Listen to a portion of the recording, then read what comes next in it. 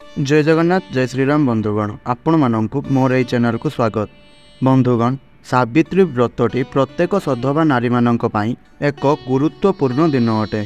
कारण यही दिनटी प्रत्येक सधवा नारी निजर स्वामींकर दीर्घायु कामना करी मंगल कामना करी सावित्री व्रत पालन करिथांती। तेबे एही सावित्री व्रतटी प्रत्येक वर्ष ज्येष्ठ मासर अमावास्या तिथि रे पड़ी थाए, जहाँकि एही 2024 मसीहार जून 6 तारिख दिन पड़ुअछि। तेबे समस्त सधवा नारी माने एही जून 6 तारिख दिन सावित्री व्रतर पालन करिवे।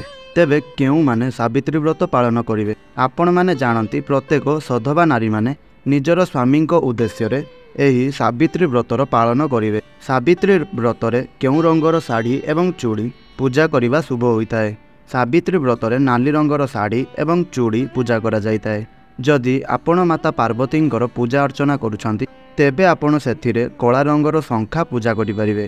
सावित्री व्रतरे केउ रंगर व्रत पूजा करा जाए। बंधुगण सावित्री व्रतरे नाली रंगर व्रत एवं हलदिया रंगर व्रत आपण पूजा करिपारिबे एवं सावित्री व्रत को आपण सर्वदा निजर डाहाण हाथ में पिंधिबे।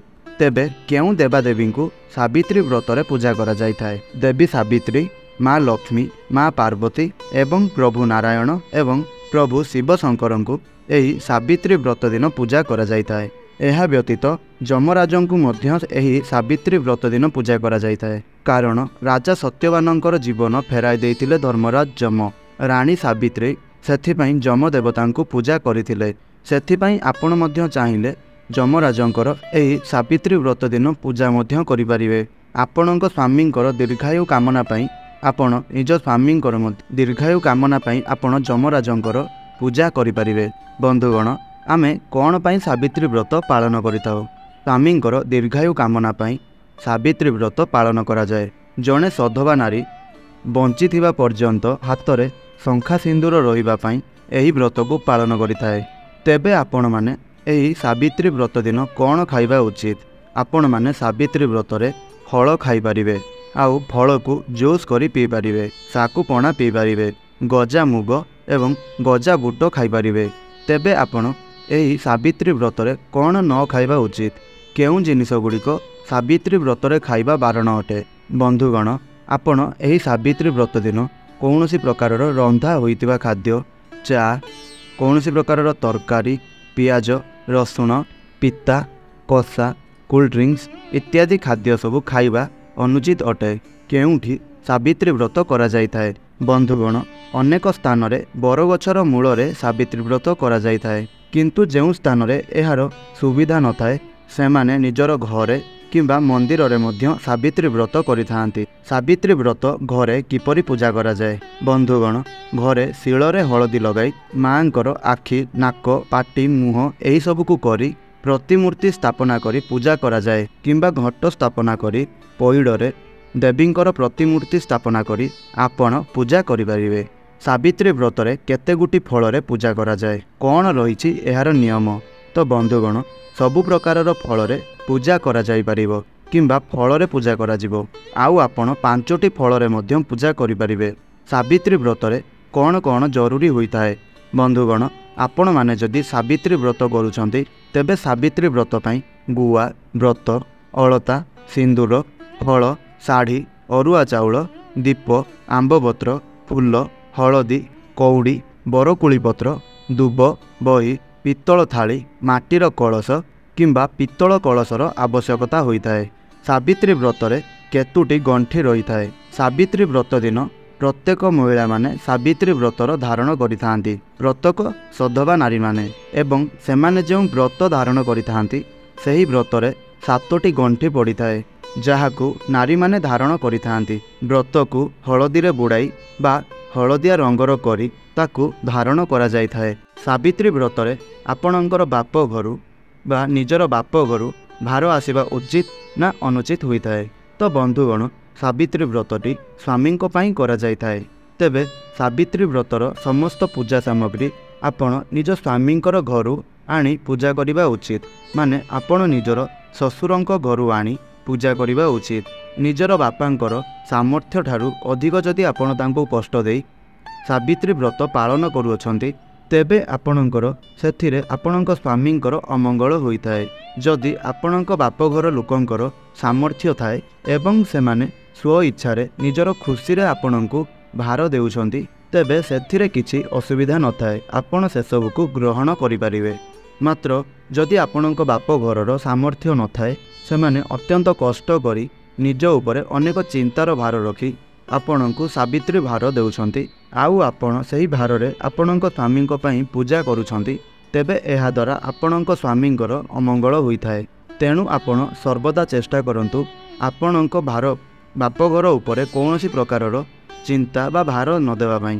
ନିଜ ସ୍ୱାମୀଙ୍କ ପଇସାରେ ବା ଶ୍ୱଶୁର ଘର ପଇସାରେ ଆପଣଙ୍କର ଯେତିକି ଜିନିଷ ହୋଇପାରିବ ସେତିକି ଜିନିଷରେ ଆପଣ ସାବିତ୍ରୀ ବ୍ରତର ପାଳନ କରନ୍ତୁ। ଏହାଦ୍ୱାରା ଆପଣଙ୍କ ସ୍ୱାମୀଙ୍କର ମଙ୍ଗଳ ହୋଇଥାଏ। ତେବେ ସ୍ୱାମୀଙ୍କୁ ସାବିତ୍ରୀ ପୂଜା ଦିନ ପୂଜା କରାଯାଇଥାଏ କି ବନ୍ଧୁଗଣ? ଏହି ବ୍ରତ ଦିନ ସ୍ୱାମୀଙ୍କୁ ସମ୍ମାନ କରାଯାଇଥାଏ। ବ୍ରତ ଦିନ ଆପଣ କେବେ ବି ସ୍ୱାମୀଙ୍କ ସହିତ କଳି ଝଗଡ଼ା କରନ୍ତୁ ନାହିଁ, ଆଉ ତାଙ୍କୁ କୌଣସି ପ୍ରକାରର କଟୁ କଥା ମଧ୍ୟ କୁହନ୍ତୁ ନାହିଁ।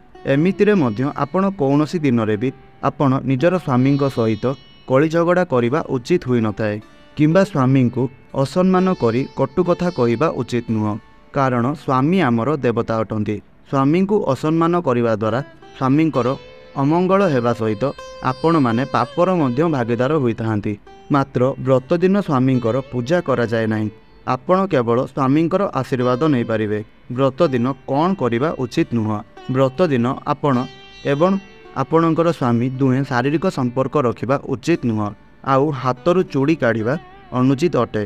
ଗୃହରେ କୌଣସି ଗୁରୁଜନମାନଙ୍କୁ ବା ବଡ଼ ଲୋକମାନଙ୍କୁ ଅସମ୍ମାନ କରିବା କିମ୍ବା କଟୁ କଥା କହିବା ଏହା ମଧ୍ୟ ଉଚିତ ନୁହଁ। ଏହା ବ୍ୟତୀତ ଛୋଟ ପିଲାମାନଙ୍କୁ ଆପଣ ଏହି ଦିନ ମାରନ୍ତୁ ନାହିଁ। ଏହି ଦିନ ଆପଣ ଗଳାରୁ ମଙ୍ଗଳସୂତ୍ର କାଢ଼ନ୍ତୁ ନାହିଁ କିମ୍ବା ହାତରୁ ଚୁଡ଼ି ଓହ୍ଲାନ୍ତୁ ନାହିଁ। ତେବେ ଏହି ସମୟରେ ଆପଣଙ୍କର ଯଦି ଛୁତିକିଆ କିମ୍ବା ମୂର୍ତ୍ତିକିଆ ହୋଇଛି, ତେବେ ଆପଣ ବ୍ରତ ପାଳନ କରିପାରିବେ କିମ୍ବା ନାହିଁ ତାହା ଜାଣନ୍ତୁ। ଛୁତିକିଆ ମୂର୍ତ୍ତିକିଆ ସମୟରେ ବ୍ରତ କରାଯାଇନଥାଏ। ଏହି ସମୟରେ ଶରୀର ଅଶୁଦ୍ଧ ରହିଥାଏ। ଛୁତକ ସମୟରେ ଶାଢ଼ୀ, ଚୁଡ଼ି, ପୂଜା ସାମଗ୍ରୀକୁ ଆପଣ ନ ଛୁଇଁ ଯଦି ଆପଣଙ୍କ ପାଇଁ ଅନ୍ୟ କେହି ପୂଜା କରିନେବେ, ତେବେ ଆପଣ ପ୍ରସାଦ କେବଳ ଖାଇପାରିବେ। ମୃତକ ସମୟରେ ପୂଜା କରାଯାଏ ନାହିଁ କି ପ୍ରସାଦ ମଧ୍ୟ ସେବନ କରାଯାଏ ନାହିଁ। ତେବେ ଗର୍ଭବତୀ ମହିଳାମାନେ ସାବିତ୍ରୀ ବ୍ରତ ପାଳନ କରିପାରିବେ କି ନାହିଁ ତାହା ଜାଣନ୍ତୁ। ଗର୍ଭବତୀ ମହିଳାମାନେ ବ୍ରତ କରିପାରିବେ, କିନ୍ତୁ ଉପବାସ କରି ନୁହଁ। ଆପଣମାନେ ଖାଇ ମଧ୍ୟ ବ୍ରତ ପାଳନ କରିପାରିବେ। ଆପଣ ଫଳମୂଳ, ଶାଗୁ ଏହିସବୁ ଖାଦ୍ୟ ଖାଇ ଆପଣ ବ୍ରତ ପାଳନ କରିପାରିବେ, କିନ୍ତୁ ଆମିଷ, ପିଆଜ ରସୁଣ, ଉଷୁନା, ପିତା, କଷା ଏହିସବୁ ଖାଇବେ ନାହିଁ। ଯଦି ଆପଣଙ୍କର ମାସିକ ଧର୍ମ ଚାଲିଛି, ତେବେ ଆପଣ ବ୍ରତ କରିପାରିବେ ନା ନାହିଁ? ମାସିକ ଧର୍ମ ସମୟରେ ବ୍ରତ କରିପାରିବେ, କିନ୍ତୁ କୌଣସି ପୂଜା ସାମଗ୍ରୀକୁ ଆପଣ ଛୁଇଁବେ ନାହିଁ କିମ୍ବା ଆପଣ କୌଣସି ପୂଜା କରିପାରିବେ ନାହିଁ। କେବଳ ବ୍ରତ ସରିବା ପରେ ବା ପୂଜା ସରିବା ପରେ ଆପଣ କେବଳ ପ୍ରସାଦ ଗ୍ରହଣ କରିପାରିବେ। ଆପଣଙ୍କ ଗୃହର ଅନ୍ୟ କୌଣସି ସଦସ୍ୟ କିମ୍ବା ସ୍ୱାମୀଙ୍କ ଦ୍ୱାରା ପୂଜା କରାଇ ନିଜର ଶାଢ଼ୀ, ଚୁଡ଼ି ଏବଂ ପୂଜା ସାମଗ୍ରୀକୁ ଆଣିପାରିବେ। ତେବେ ସାବିତ୍ରୀ ବ୍ରତ ପ୍ରଥମ କରି କେବେ କରାଯାଇଥାଏ? ବନ୍ଧୁଗଣ, ବିବାହର ପ୍ରଥମ ବର୍ଷରୁ ହିଁ ଆପଣ ସାବିତ୍ରୀ ବ୍ରତ ପାଳନ କରିପାରିବେ। ଯଦି ପ୍ରଥମ ବର୍ଷ ବ୍ରତ କରିବା ସମୟରେ ଋତୁସ୍ରାବ ହୋଇଥାଏ କିମ୍ବା ଛୁତକ କିମ୍ବା ମୃତକ ହୋଇଥାଏ, ତେବେ ବିବାହର ପ୍ରଥମ ବର୍ଷ ଆପଣ ପୂଜା ନ କରି ପର ବର୍ଷଠାରୁ ଆପଣ ଆରମ୍ଭ କରିପାରିବେ। ସାବିତ୍ରୀ ବ୍ରତ ଦିନ ଆପଣଙ୍କର କେଉଁ ଠାକୁରଙ୍କୁ ଦର୍ଶନ କରିବା ଦ୍ୱାରା ଆପଣଙ୍କ ସ୍ୱାମୀଙ୍କର ମଙ୍ଗଳ ହୋଇଥାଏ? ବନ୍ଧୁଗଣ, ଯଦି ଆପଣ ସାବିତ୍ରୀ ବ୍ରତ ଦିନ ଶଙ୍କର, ପାର୍ବତୀ ଏବଂ ଲକ୍ଷ୍ମୀ ନାରାୟଣଙ୍କର ଯୁଗଳ ଦର୍ଶନ କରୁଛନ୍ତି, ତେବେ ଏହା ଅତ୍ୟନ୍ତ ଶୁଭଫଳ ପ୍ରଦାନ କରିଥାଏ। ଏହାଦ୍ୱାରା ଆପଣଙ୍କର ସ୍ୱାମୀ ସ୍ତ୍ରୀଙ୍କ ମଧ୍ୟରେ ସମ୍ପର୍କ ଭଲ ରହିଥାଏ, ମଧୁର ରହିଥାଏ। ଏହାଦ୍ୱାରା ଆପଣଙ୍କ ସ୍ୱାମୀଙ୍କର ଆୟୁଷ ମଧ୍ୟ ବୃଦ୍ଧି ପାଇଥାଏ। ତେବେ ସାବିତ୍ରୀ ବ୍ରତ ଦିନ ଆପଣ କେଉଁ ସବୁ ଜିନିଷ ଗୁଡ଼ିକ ଉତାରିବେ ନାହିଁ? ବ୍ରତ ସରିବାର ପରଦିନ ଆପଣ ଗାଧୋଇ ସାରି ଆପଣଙ୍କ ଘର ଠାକୁରଙ୍କର ପୂଜା ସରିବା ପରେ ହିଁ ଆପଣ ନିଜର ବ୍ରତକୁ ଖୋଲିବେ। ସେହିଦିନ ଆପଣ କେବେ ବି ବ୍ରତ ଖୋଲିବେ ନାହିଁ। ପୂଜା ସରିବା ପରେ କ'ଣ ସବୁ କାର୍ଯ୍ୟ କରିବା ଉଚିତ? ପୂଜା ସରିବା ପରେ ପୂଜା କରି ଆଣିଥିବା ଶାଢ଼ୀ, ଶଙ୍ଖା, ସିନ୍ଦୁର, ଅଳତା ପିନ୍ଧି ନିଜର ସ୍ୱାମୀଙ୍କ ଠାରୁ ଏବଂ ଘରର ଆପଣଙ୍କର ଗୁରୁଜନମାନଙ୍କ ଠାରୁ ଆଶୀର୍ବାଦ ନେବା ଉଚିତ। ସ୍ୱାମୀ ଯଦି ନିଜର ଇଚ୍ଛାରେ ଆପଣଙ୍କୁ ପ୍ରସାଦ ଖୁଆଇ ବ୍ରତ ଭାଙ୍ଗନ୍ତି, ତେବେ ଏହା ବହୁତ ଶୁଭ ହୋଇଥାଏ ଏବଂ ସାବିତ୍ରୀ ବ୍ରତ ଦିନ जदि आपणकर स्वामी आपणको सिंदूर शंखा पिंधाई दियंती तेबे यह आहुरी अधिक शुभ होता है। तेबे बंधुगण आशा करुछि मोर एही भिडियोटी आपण माननकु निश्चय भल लागिथिबो। तेबे एही भिडियोटी जदि आपण माननकु भल लागिताए भिडियोटी को गोटे लाइक करंतु एवं चैनल को निश्चय सब्सक्राइब करनियंतु। आउ कमेंट बॉक्स रे जय माता सावित्री निश्चय लिखिबे। यह सहित आपण माने मोर एही भिडियोटी को शेष पर्यंत संपूर्ण देखिथिबारु आपण माननकु बहुत बहुत धन्यवाद। जय श्रीराम, जय जगन्नाथ।